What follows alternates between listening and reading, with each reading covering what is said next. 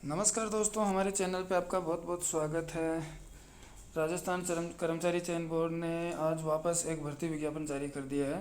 प्रयोगशाला सहायक जो कि लैब असिस्टेंट 1012 पदों पे इस भर्ती प्रक्रिया को कर्मचारी चयन बोर्ड ने आज इसका फाइनली नोटिफिकेशन जारी कर दिए हैं। तो चलिए दोस्तों देखते हैं वीडियो को। ये देखिए 16/3/22 को प्रयोगशाला सहायक संयुक्त भर्ती परीक्षा 2022 जो कि इस प्रकार से इन्होंने ये नोटिफिकेशन जारी किए हैं। आपको बता देता हूँ मैं थोड़ा कि कौन से विभाग में कितने पद हैं। प्रयोगशाला सहायक विज्ञान माध्यमिक शिक्षा विभाग में गैर अनुसूचित क्षेत्र के 218 पद है, अनुसूचित क्षेत्र के 243, कुल पद 461। प्रयोगशाला सहायक विज्ञान कृषि विभाग में गैर अनुसूचित के 15 पद, अनुसूचित क्षेत्र के 1 पद, कुल पद 16।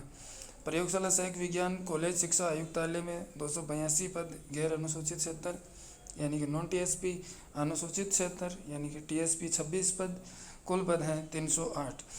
प्रयोगशाला सहायक विज्ञान राज्य विधि विज्ञान प्रयोगशाला नॉन टीएसपी के 14 पद हैं, अनुसूचित क्षेत्र जो टीएसपी वाले हैं उनका 1 पद भी नहीं है इसमें, कुल पद हैं 14। कनिष्ठ प्रयोगशाला सहायक विज्ञान राज्य विधि विज्ञान प्रयोगशाला इसमें 48 पोस्टें हैं नॉन टीएसपी की, और टीएसपी की 0 पोस्टें हैं, कुल पद 48। प्रयोगशाला सहायक भूगोल कॉलेज शिक्षा आयुक्तालय में 143 पद और अनुसूचित क्षेत्र के 5 पद, टोटल 128 पद। प्रयोगशाला सहायक गृह विज्ञान कॉलेज शिक्षा आयुक्तालय अनुसूचित गैर अनुसूचित क्षेत्र के 35 पद, अनुसूचित क्षेत्र के 2 पद, कुल 37 पोस्टें हैं। इसी प्रकार से गैर अनुसूचित क्षेत्र यानी कि नॉन टीएसपी की 735 पोस्टें हैं, अनुसूचित क्षेत्र यानी कि टीएसपी एरिया की 277 पोस्टें हैं, कुल पद 1012 पद हैं। कुछ इस प्रकार से विशेष नोट में आपको थोड़ा सा मैं बता देता हूँ।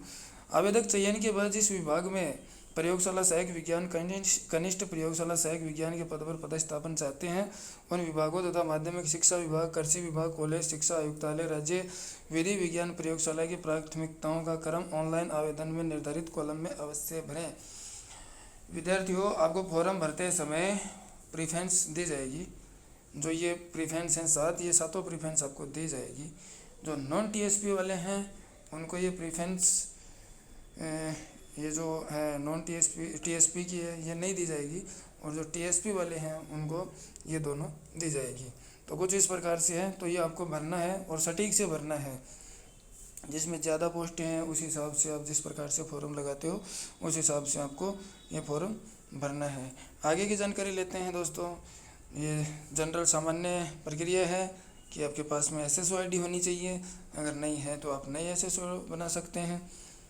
ये चीज़ें हैं, छोटी छोटी बातें हैं जो आप फॉर्म भरते हो तो इन चीज़ों के बारे में आपको पता ही है। अगर किसी प्रकार की कोई आपको शिकायत हो विज्ञापन से संबंधित या फॉर्म से संबंधित किसी भी प्रकार की, तो आप संपर्क करने के लिए हेल्पलाइन जारी की है इन्होंने, जो मैं बता देता हूँ 0141221424 और एक दूसरा नंबर और दिया है इन्होंने 22211425 पर संपर्क करें। ये है फॉर्म का जो मोड है वो मोड ऑनलाइन ही रहेगा, ऑफलाइन फॉर्म किसी प्रकार में एक्सेप्टेबल नहीं रहेगा। फीस का जो निर्धारण है वो कुछ इस प्रकार से है। सामान्य वर्ग के लिए सामान्य वर्ग के क्रीमी लेयर श्रेणी के अन्य पिछड़े वर्ग, अति पिछड़े वर्ग के 450, राजस्थान के नॉन क्रीमी लेयर 350, अनुसूचित जाति जनजाति यानी कि SC/ST के लिए 250 रुपये निर्धारित किए गए हैं। अगर आप फॉर्म में इनकम 2.5 लाख से कम करते हैं, अगर आपके परिवार की आय 2.5 लाख से कम है तो आपको फीस 250 रुपये 250 रुपये ही सरकार को अदा करनी है। आगे इस प्रकार से है, जो विज्ञापन का जो पदों का जो वर्गवार है वो कुछ इन्होंने अभी तक शायद इसमें बताए नहीं गए हैं, वो आगे जैसे ही आता है तो हम आपको उसके बारे में भी हम आपको अवगत करवाएंगे। एक चीज़ दोस्तों मैं आपको वापस एक बार बता देता हूँ।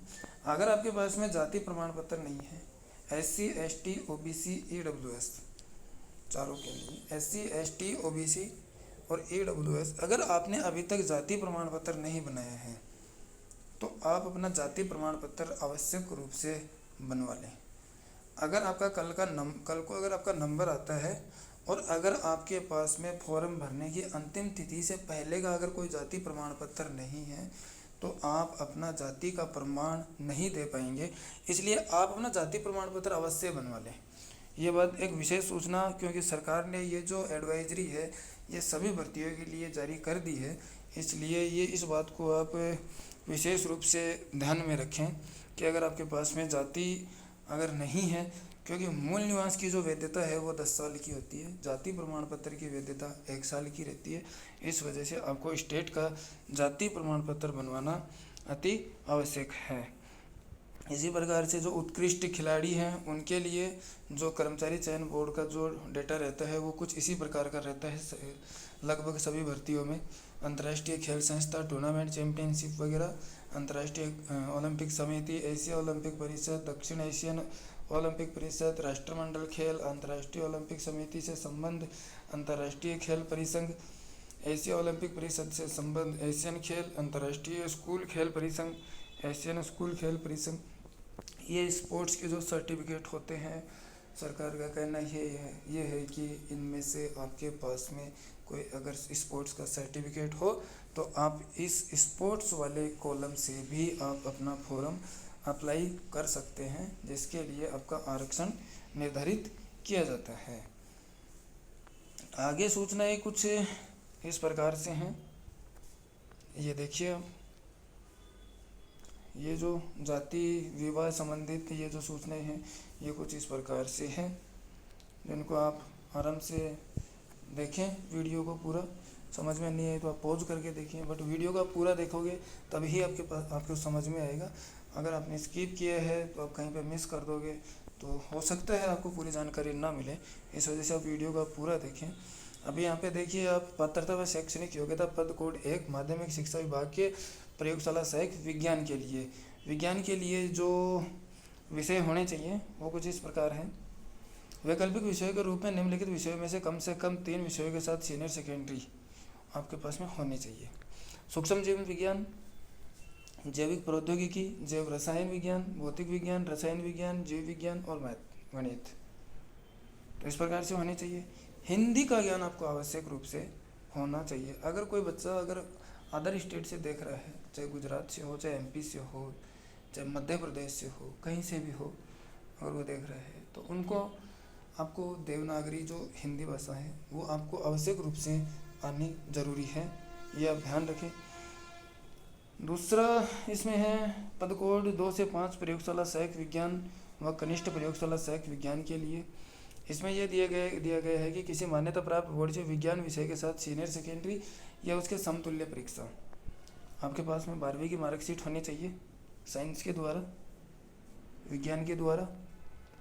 अगर राजस्थान बोर्ड की है तो अच्छी बात है, अगर नहीं है तो भी कोई दिक्कत नहीं है, क्योंकि अगर आपके पास में दूसरे बोर्ड से अगर कोई है या उस 12वीं के लेवल पे अगर कोई मार्कशीट है तो भी आप अप्लाई कर सकते हैं। देवनागरी और राजस्थान की संस्कृति का ज्ञान आपको होना आवश्यक कर दिया है। पद कोड संख्या 6 प्रयोगशाला सहायक भूगोल के लिए किसी मान्यता प्राप्त बोर्ड से भूगोल विषय के साथ सीनियर सेकेंडरी या उसके समतुल्य परीक्षा। ये पहली बार ही जोड़ा गया है, इसमें भूगोल को, जियोग्राफी को पहली बार जोड़ा गया है, तो जो जियोग्राफी जिनके हैं वो भी इस फॉर्म को अप्लाई कर सकते हैं।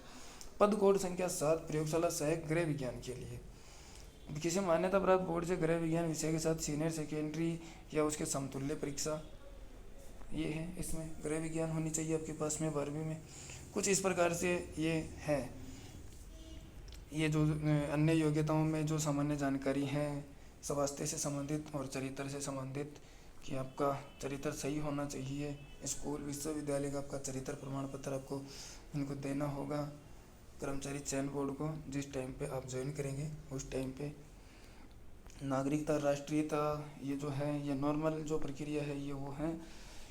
आयु की गणना 1 जनवरी 2023 को 18 वर्ष की आयु प्राप्त कर चुका हो ये तथा 40 वर्ष का नहीं हो। 1 जनवरी 2023 को आपकी उम्र 40 वर्ष से कम और 23 वर्ष से ज़्यादा होनी आवश्यक है। क्योंकि इस पात्रता को आप पूर्ण करेंगे तो ही आप अपना फॉर्म अप्लाई करेंगे। मैं वापस आपको बता देता हूँ कि आयु की गणना 1 जनवरी 2023 को की जा रही है, जो 23 और 40 के बीच का जो 18 और 40 के बीच का रहेगा। जो छूट है वो कुछ इस प्रकार से, ये आपको सबको पता ही है, जो छूट दी जाती है आयु में वो कुछ इस प्रकार से दी जाती है। 5 वर्ष की छूट ओबीसी के लिए दी जाती है, महिलाओं को 5 वर्ष की छूट दी जाती है, SC ST को 10 वर्ष की छूट दी जाती है। कुछ इस प्रकार से ये छूट है। आपको ज़रूरत पड़े तो आप कॉलम को यूज कीजिए, अगर नहीं ज़रूरत पड़े तो आपको इनको यूज करने की ज़रूरत नहीं है। तो दोस्तों, पेंशन का इसमें दिया गया है, पेंशन का इसमें इस प्रकार से दिया गया है कि राजस्थान सरकार ने पेंशन अधिनियम को इसमें लागू किया है। इस वजह से इसमें पेंशन जो अंशदायी पेंशन है वो योजना लागू रहेगी। आवेदन शुल्क जमा करवाने व ऑनलाइन आवेदन पत्र भरने की अवधि इसमें जो है वो है 25/3/2022 से 23/4/2022 तक रहेगी। यानी कि 25 मार्च 2022 से आपका फॉर्म भरना शुरू होगा, जो कि 23 अप्रैल 2022 तक रहेगा। यथा समय आप अपना फॉर्म समय पर भरें, अंतिम तिथि का इंतज़ार बिल्कुल ना करें। अंतिम तिथि के चक्कर में अगर आप अपने फॉर्म से रह सकते हैं तो आप अपना फॉर्म समय पे भरें। किसी प्रकार की डेट बढ़ाने वगैरह के चक्कर में आप नहीं रहें। हमारा कहना यही है कि आप समय से फॉर्म भरें ताकि आप निश्चिंत होकर आप अपनी तैयारी को कर सकें। और फोटोग्राफ के बारे में ये कहा गया है कि आप 6 महीने से ज़्यादा पुराना आपके पास में फ़ोटो नहीं होना चाहिए और हस्ताक्षर आपका स्पष्ट होना चाहिए। फ़ोटो की पृष्ठभूमि सफ़ेद या हल्के रंग की होनी चाहिए। ये जो सामान्य सी जो चीज़ें हैं, या आप फॉर्म भरवाओगे मित्र वालों से कहीं से भी, तो वो अपने आप आपको ये सारी चीज़ें सेट करके देगा। तो इन चीज़ों को आपको विशेष रूप से ध्यान रखना है।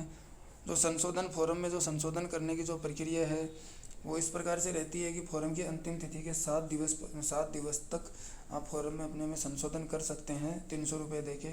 और संशोधन की भी यहाँ पे प्रक्रिया सरकार द्वारा अपनाई जाती है। ये देखो, मैंने जो जाति प्रमाण पत्र का जो बताया था वो सरकार ने कुछ इस प्रकार से हेडिंग इसमें बोल्ड करके इसमें बताया गया है। जाति प्रमाण पत्र की वैधता अवधि सामाजिक न्याय व अधिकारिता विभाग के जाति प्रमाण पत्र दिशा निर्देश दिनांक 9/9/15 के अनुसार ये जो जाति प्रमाण पत्र के जो प्रावधान हैं वो कुछ इसी प्रकार से हैं। तो आप इस चीज़ों को ध्यान में रखें। आवेदन में गलत सूचना प्रस्तुत करने व अनुचित साधनों की रोकथाम, इन बातों का आपको ध्यान रखना है। आपको किसी के चक्कर में नहीं आना है। कोई कहेगा कि नौकरी में लगवा दूंगा, ये वो जो भी है, आप ये अपने रिस्क पे रहोगे। तो ये अनुचित साधनों के लिए सरकार द्वारा ये प्रावधान किए गए हैं, तो इन बातों का आप विशेष रूप से ध्यान रखें। तो दोस्तों, वीडियो को देखने के लिए आपका बहुत बहुत धन्यवाद और समय पे अपना फॉर्म भरिए। जय हिंद, जय भारत।